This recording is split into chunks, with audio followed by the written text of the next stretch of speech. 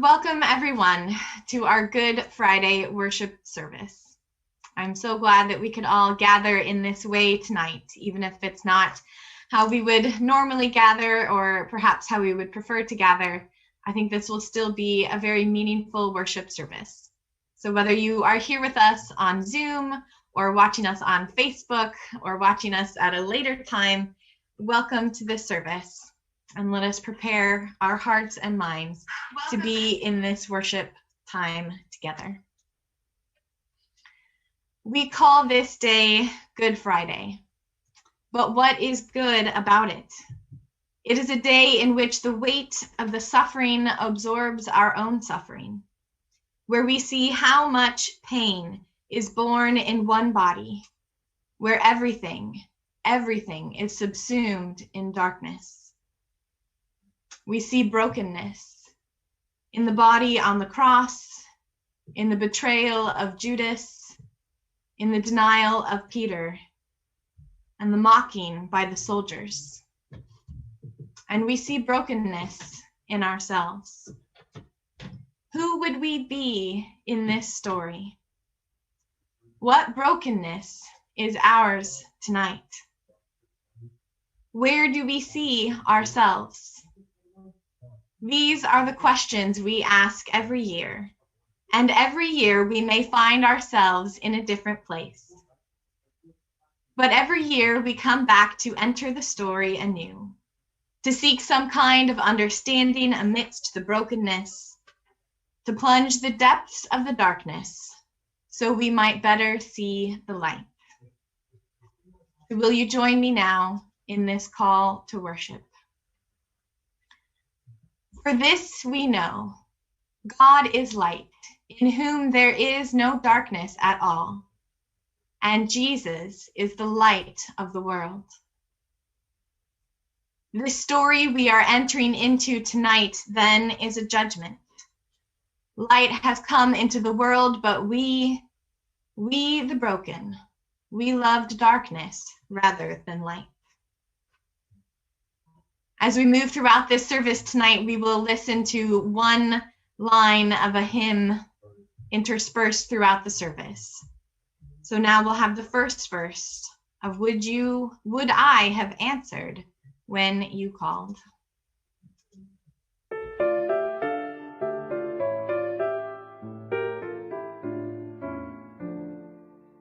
Would I have answered when you called, come follow, follow me?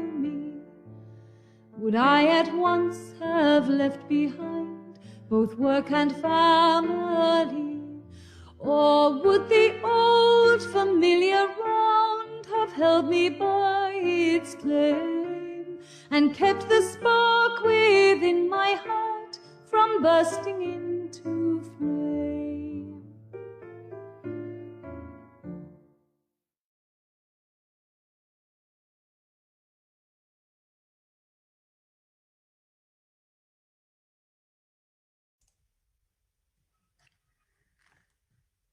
Mark chapter 14, verses 1 to 10 and 17 to 19. Now the Passover and the Feast of Unleavened Bread were only 2 days away, and the chief priests and the teachers of the law were looking for some sly way to arrest Jesus and kill him. But not during the feast, they said, or the people may riot. While he was in Bethany, reclining at the table in the home of a man known as Simon the leper, a woman came with an alabaster jar of very expensive perfume made of pure nard. She broke the jar and poured the perfume on his head. Some of those present were saying indignantly to one another, "Why this waste of perfume?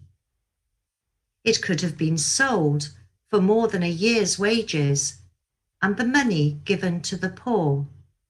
And they rebuked her harshly. "Leave her alone," said Jesus. "Why are you bothering her? She has done a beautiful thing to me. The poor you will always have with you, and you can help them anytime you want, but you will not always have me. She did what she could.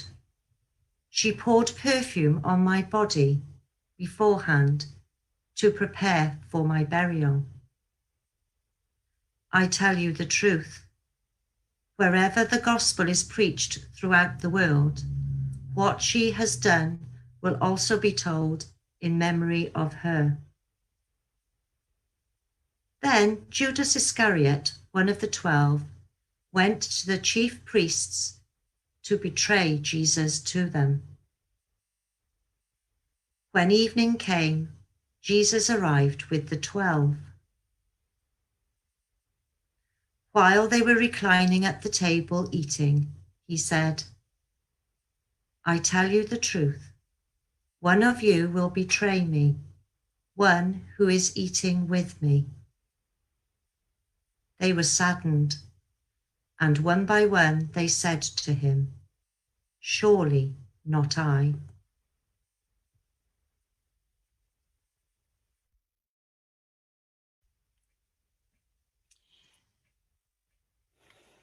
I'm not sure what came over me that night.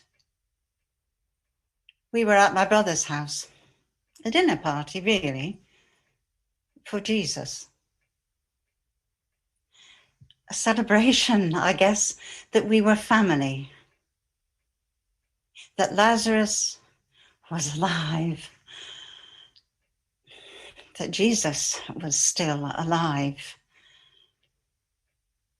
Oh, yes, we'd heard the rumours and the threats, and tension was all around. But in that moment, we were all together, and we were safe. I had sat at the feet of Jesus many times, listened, learned, loved. It was the one thing that I could hold on to, that made sense of this crazy world, that gave me an anchor, a sure footing.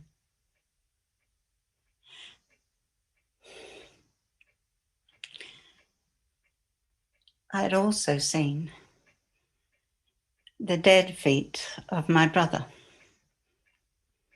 cold and lifeless, and a helpless feeling. I could not let that happen to Jesus. I had to protect him, look after him, to shelter him, to save him from harm.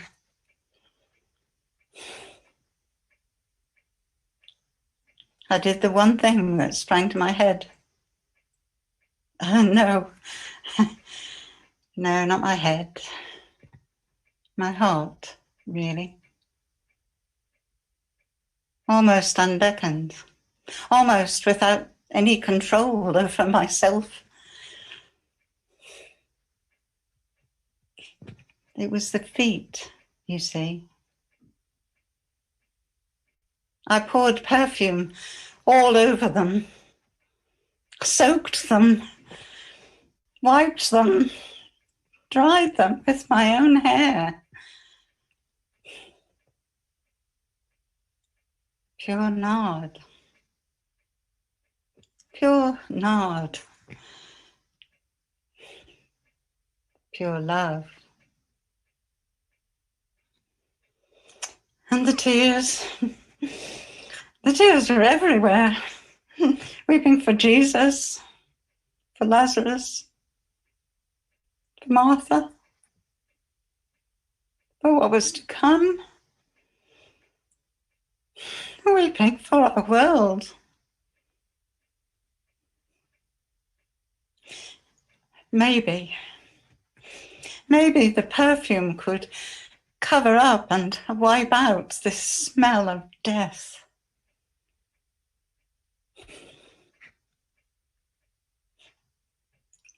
The words of Judas hurt. His concern for the poor, his concern about money. But it was Jesus that brought back the tears. Leave her alone. She bought the perfume for the day of my burial. How I wish I could protect those feet from where they will need to trod.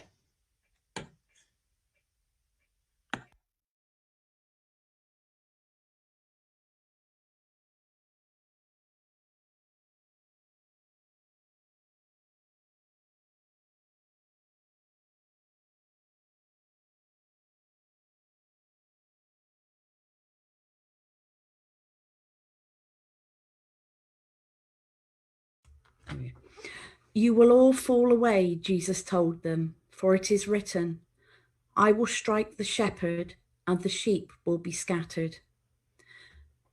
But after I have risen, I will go ahead of you into Galilee.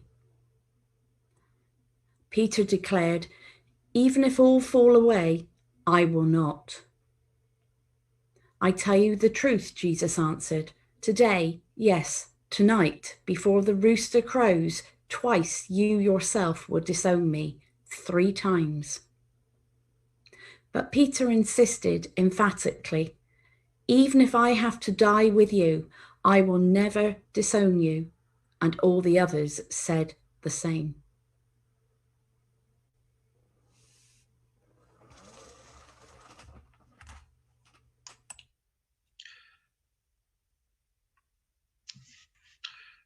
It was dark. The firelight flickered at the edge of the courtyard, but the light didn't matter anyway. Nothing could be bright after he was taken away and we were left in the garden, blood still shining on my sword. But despite the overwhelming fog that pushed me down, I somehow managed to move my feet, following Jesus as they took him away. I stood outside the door to his trial, straining to listen, see, trying to figure out what to do, but I could not hear anything. I could not do anything. So I stood there, empty, cold. The first time a woman spoke to me, I barely heard her because the fog surrounding me dampened everything. It was easier to say no. I didn't want to talk to anyone. After she spoke to me, I moved away from the door, trying not to draw attention to myself. I unconsciously began to warm myself by the fire, but I couldn't feel its warmth, couldn't even smell the smoke. Then 2 others asked me the same question. Are you not one of the man's disciples? I wasn't thinking. Not through any of it, nothing. It was like a nightmare I was supposed to wake up from any minute. But when the cock crowed, I didn't wake up. I just realized that I had denied knowing the one person who loved me more than anyone in the entire world did, more than anyone else could.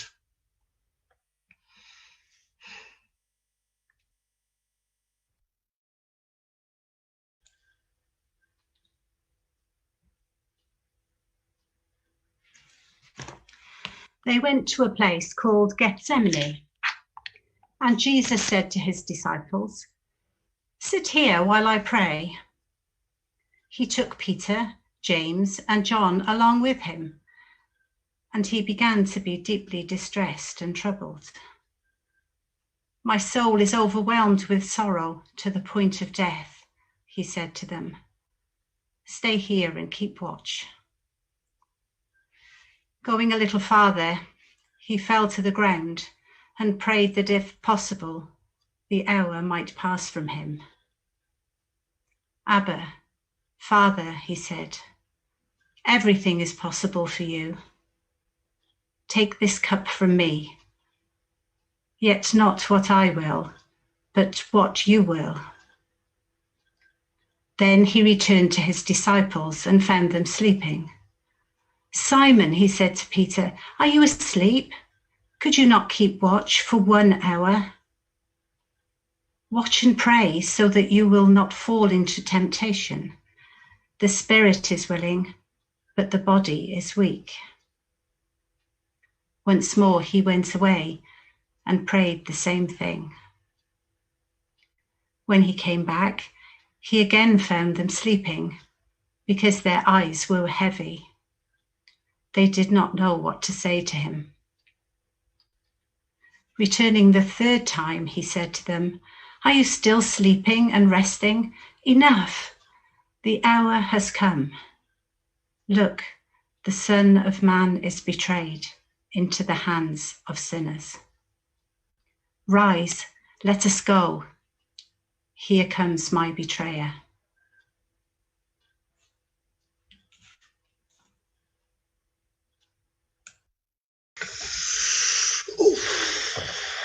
It's been such a long week already.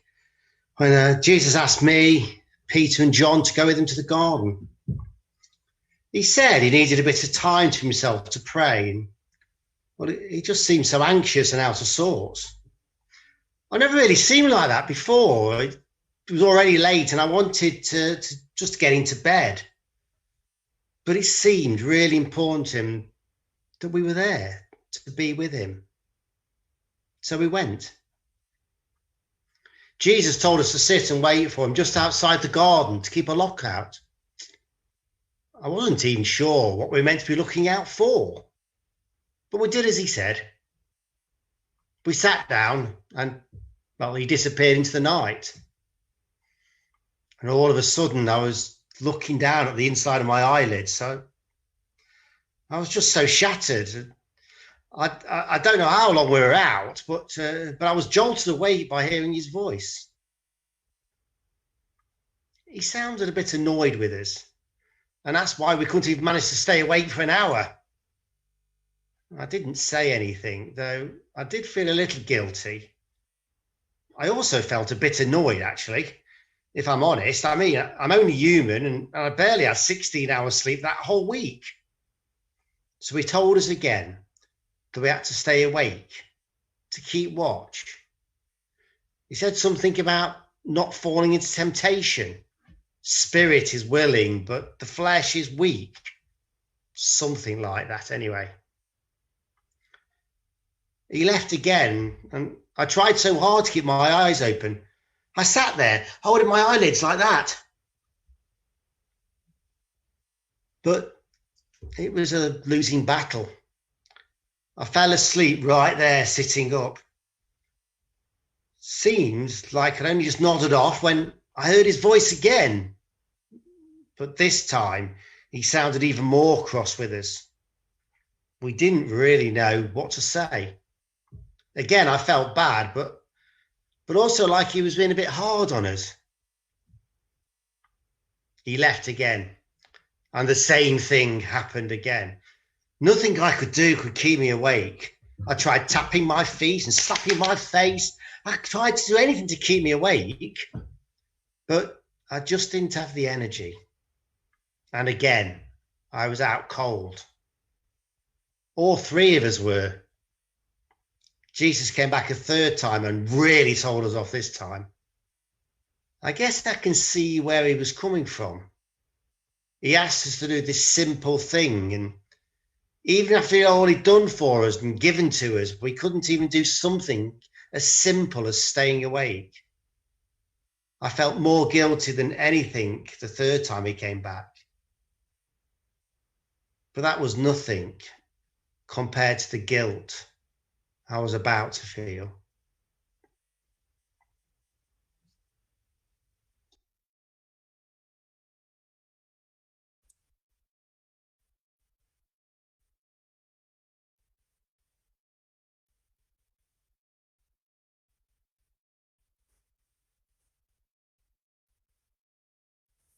Just as he was speaking, Judas, one of the 12, appeared. With him was a crowd armed with swords and clubs, sent from the chief priests, the teachers of the law, and the elders. Now the betrayer had arranged a signal with them. The one I kiss is the man. Arrest him and lead him away under guard. Going at once to Jesus, Judas said, Rabbi, and kissed him. The men seized Jesus and arrested him. Then one of those standing near drew his sword and struck the servant of the high priest, cutting off his ear. Am I leading a rebellion, said Jesus, that you have come out with swords and clubs to capture me? Every day I was with you, teaching in the temple courts, and you did not arrest me. But the scriptures must be fulfilled. Then everyone deserted him and fled.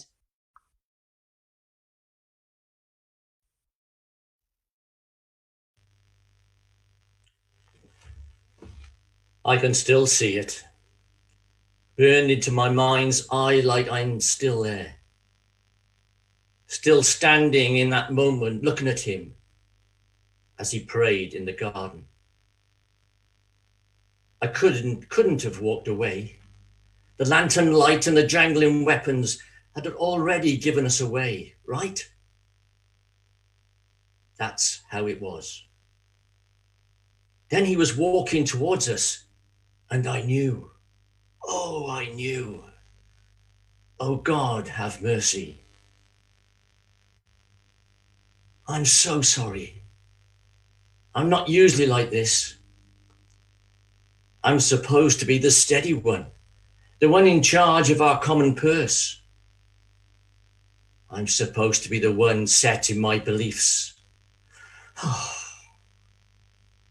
You know, I always thought I was the only one of them who really understood who the Messiah was.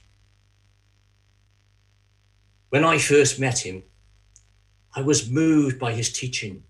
These teachings for me, as for you, touched somewhere deep inside of me, somewhere hurting, living in the shadow of a violent and repressive government of my people have for so long. His words of freedom and wholeness and love opened up a new world for us. I am not by nature a passionate, outgoing person like Peter and James and John are. But I was able to offer what small gifts I had to this Messiah and for his movement. But I guess I began to think too much of my gifts. I began to be controlling. No, Mary, not you touch him with your hair and perfume. No, James and John, do not get him a donkey to ride into the city. Oh no, Messiah, Messiah, do not wash anyone's feet. I went to the high priests. Maybe if I worked with them, I could force the Messiah's hand, make him act like the great king I thought he should be. But that's what I told myself, at least. So I sold him out. Sold him for 30 pieces of silver. Let me tell you, I wish I could go back to that moment. I wish I could go back, knock the lanterns out of the hands of the soldiers as we approached, helped him escape under the cover of darkness. But I can't. And now all I can see is his face as he turned toward me and saw me leading that band of soldiers. Christ, have mercy.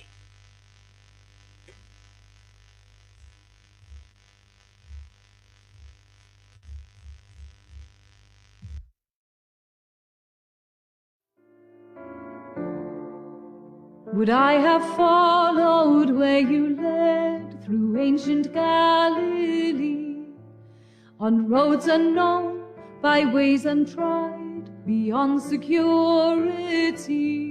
Or would I soon have hurried back where home and comfort drew, where truth you taught would not disturb the ordered world I knew?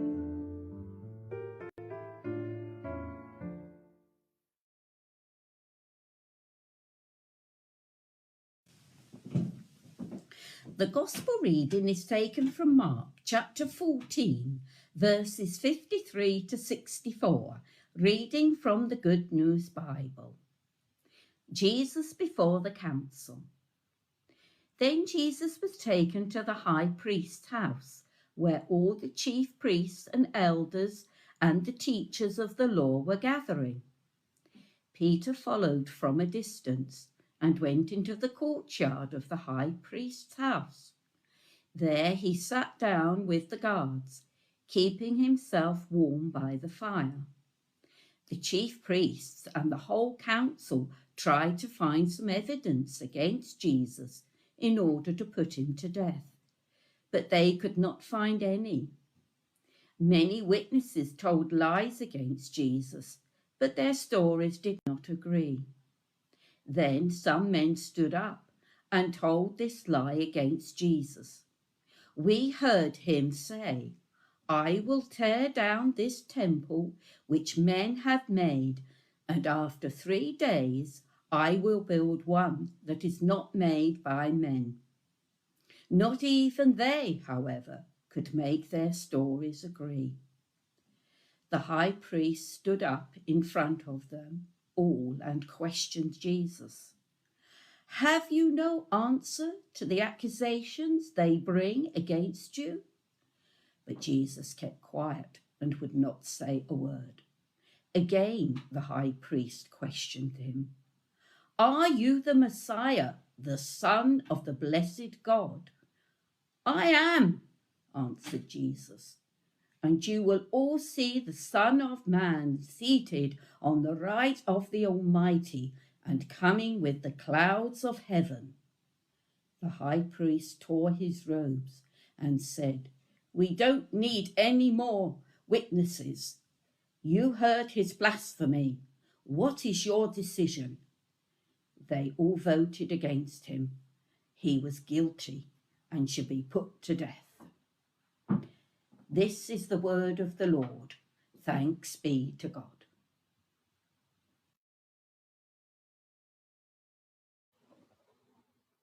I am Caiaphas. I am the high priest of Israel. I had the honor of presiding over the meeting that ultimately condemned Jesus to death. You might be interested to know that I was handpicked by Rome for my job.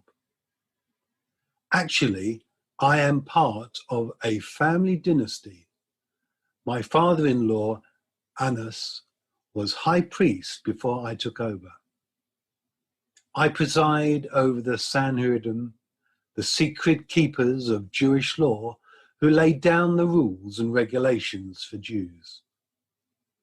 Above all else, we keep our people in line and make sure no insurrection against Rome happens. That's precisely why I had my scouts constantly tracking the steps of Jesus and his followers. One time I sent some of my guards to spy on Jesus. They came back saying to me, Never did a man speak like this man does. When Jesus supposedly brought Lazarus back to life, I was alarmed. It was reported that important citizens were aligning themselves with him. I told one of my priests, We've got to put an end to this stuff with Jesus. I smell an insurrection of mammoth proportions. The other chief priests asked if I wanted them to seize him while he was teaching. But I said that wasn't a great idea, because then his followers would just see him as a martyr. I thought it best we wait until Passover was over. Then I learned about how one of his disciples seemed like he might be swayed to do the right thing, so we used that to our advantage. After midnight on that Thursday, there was a knock on my door. I opened the door and in walked a group of roughshod soldiers with Jesus in their custody, finally. I went through the pretense of making it look legal, of course. We called for witnesses, but I got to be honest, they made absolute fools of themselves. None of them could agree. So I took matters in my own hands. I know that legally I am not allowed to put a person who is on trial in a defensive position. Nevertheless, I was tired of this cat and mouse game with Jesus. So I looked him square in the eyes and said, "Are you the Son of God, yes or no?" And he said he was. Well, that was it for me. The man calls himself the Son of God. That's blasphemy, pure and simple. I knew it was time to move on to Pilate's court. And all I could think was, gotcha.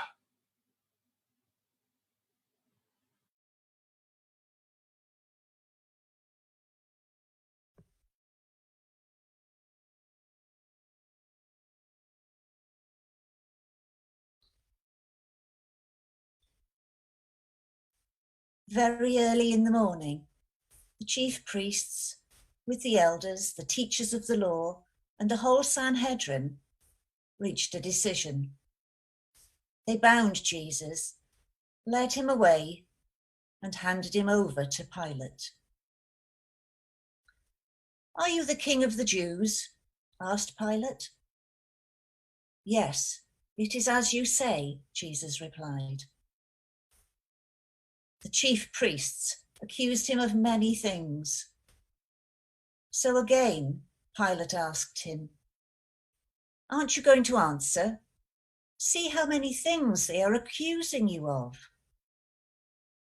But Jesus still made no reply, and Pilate was amazed. Now it was the custom at the feast to release a prisoner whom the people requested. A man called Barabbas was in prison with the insurrectionists who had committed murder in the uprising. The crowd came up and asked Pilate to do for them what he usually did. "Do you want me to release to you the King of the Jews?" asked Pilate, knowing it was out of envy that the chief priests had handed Jesus over to him. But the chief priests stirred up the crowd to have Pilate release Barabbas instead.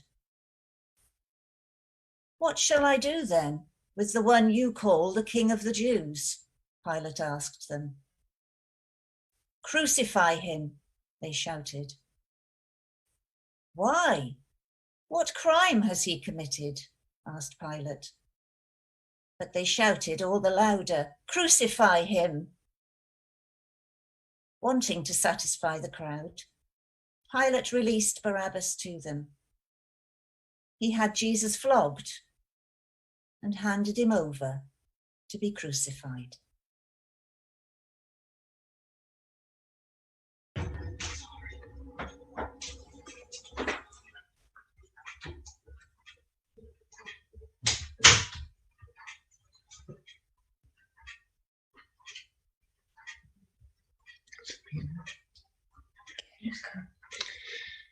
I know you all look at me with contempt. Perhaps not as much as Judas or those other weasels who turned this scraggly, homeless rabble-rouser in. But you still turn your noses up at me. I am, after all, the one who agreed to the mob's calls for crucifixion. I am, after all, the one who orders your so-called king to be whipped. But you're the same as me. You're like me in so many ways. You were probably minding your own business when you first heard of this Jesus, like I was. You were probably just trying to do your job when he showed up, calling himself a king. Ha! Here I was, an important Roman official, trying to shine the light of civilized empire on these barbarians in Jerusalem.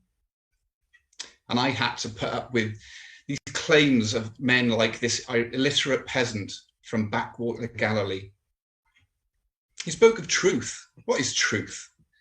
I tell you, truth is might. Truth is wealth. Truth is power. He had none. So I saw no crime in his delusions of grandeur. It was others who insisted on his death. I obliged and washed my hands of the whole situation. The problem is, we were all supposed to forget about this Jesus. But even I can't shake the memory of the shock that went through my body when this peasant man spoke of truth.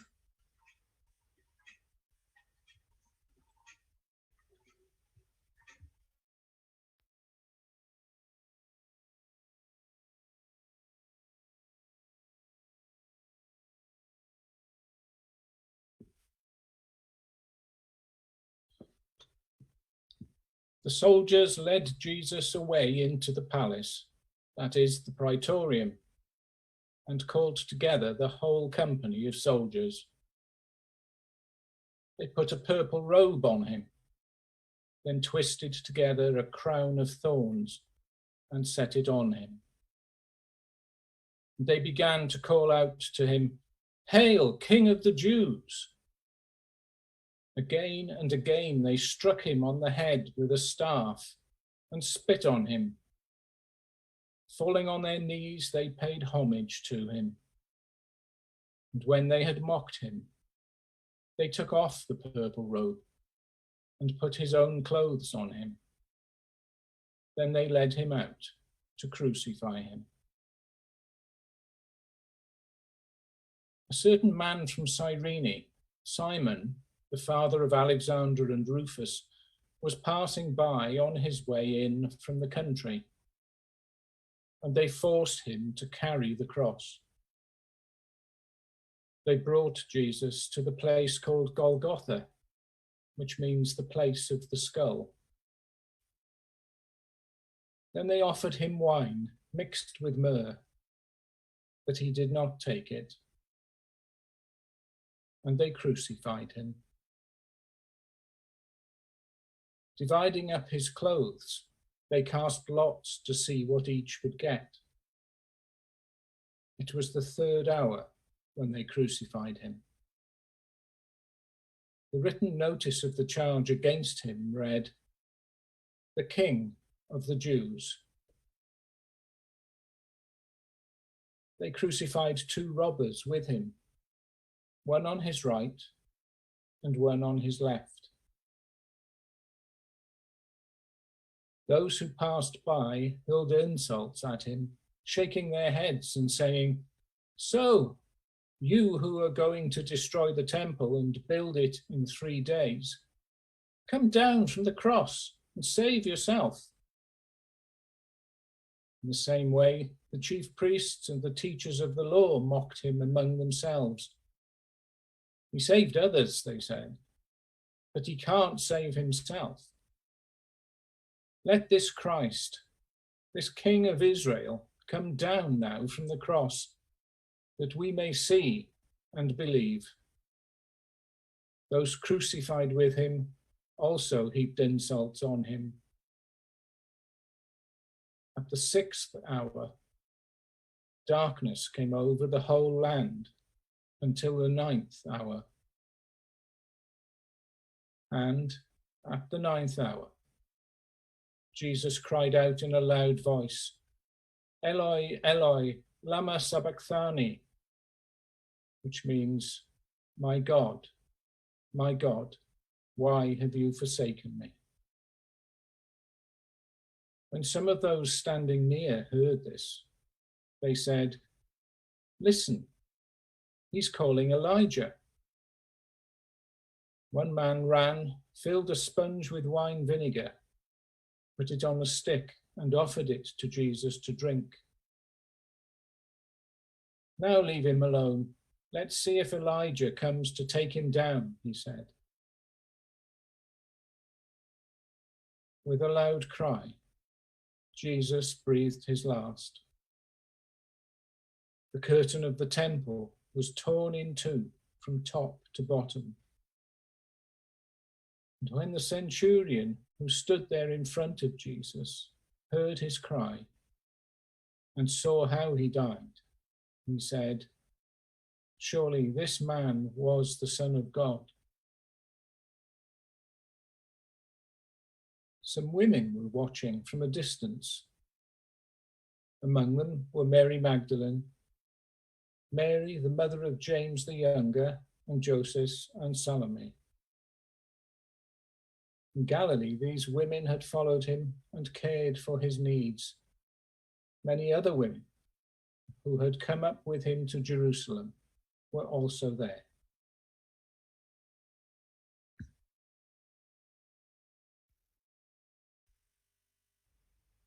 It happened so fast. None of us could believe it.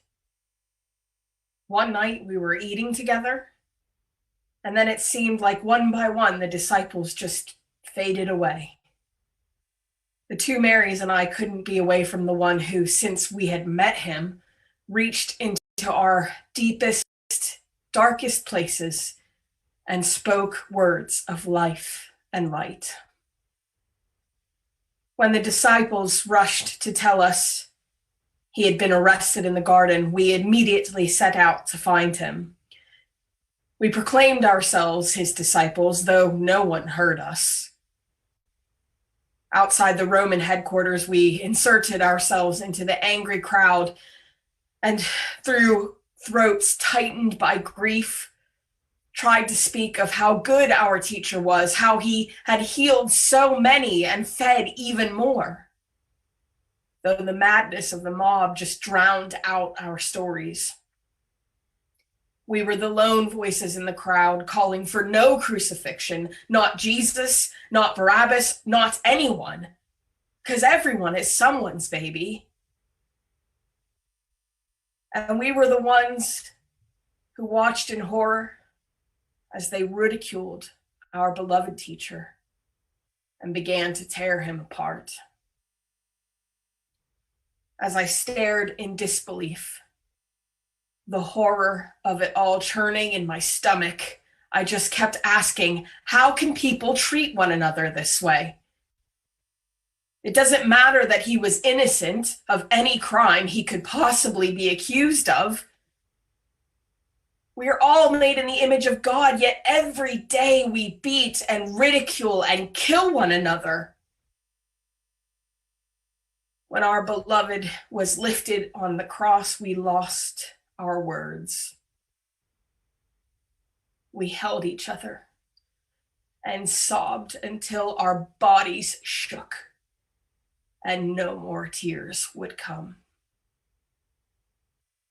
But we stayed. We bore witness.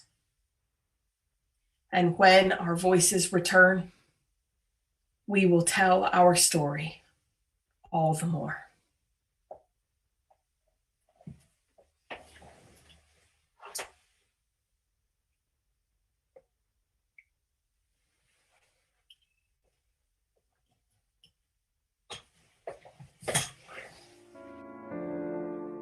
Would I have matched my step with yours when crowds cried crucify? When on a rocky hill I saw a cross against the sky? Or would I too have slipped away and left you there alone? A dying king with crown of thorns upon a terrible throne.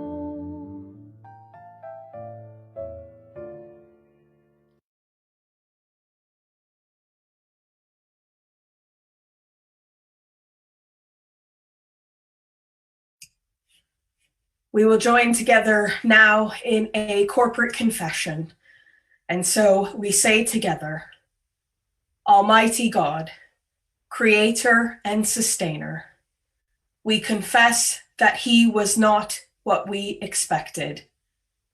What king is this? A broken man suffocating on a wooden cross. We have all turned away. We have all left the Redeemer to die alone. We have left him to bear the agony of sin that was not his, and a death inflicted on him by our fear, our hatred, our investment in the status quo, our complete misunderstanding. Have mercy on us. His death sounded to us like a deafening no. We could not hear the yes. We could not know that you would forsake even your own self for love of your creation. Forgive us, O God, for our despairing. Help now our unbelief. Amen.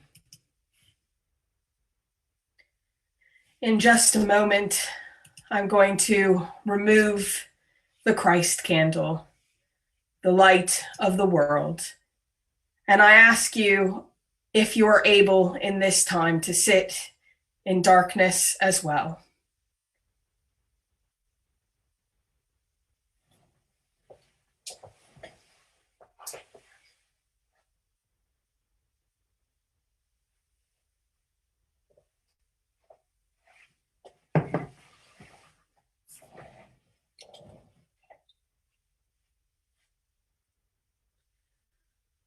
Darkness, emptiness.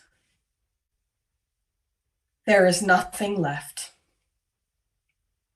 That is how it must have been for the disciples, for his friends. Dark, empty. He was dead. All their hopes were shattered. No one knew that there was going to be a resurrection. Their hearts were heavy and without hope. He was just a minor political agitator after all, instead of what he said he was.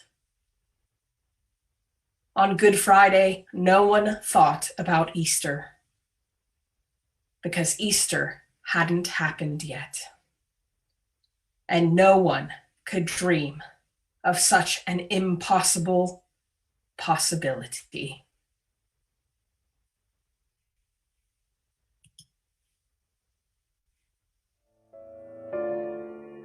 O Christ, I cannot search my heart through all its tangled ways, nor can I with a certain mind my steadfastness appraise. I only pray that when you call, come follow me. You'll give me strength beyond my own to follow faithfully.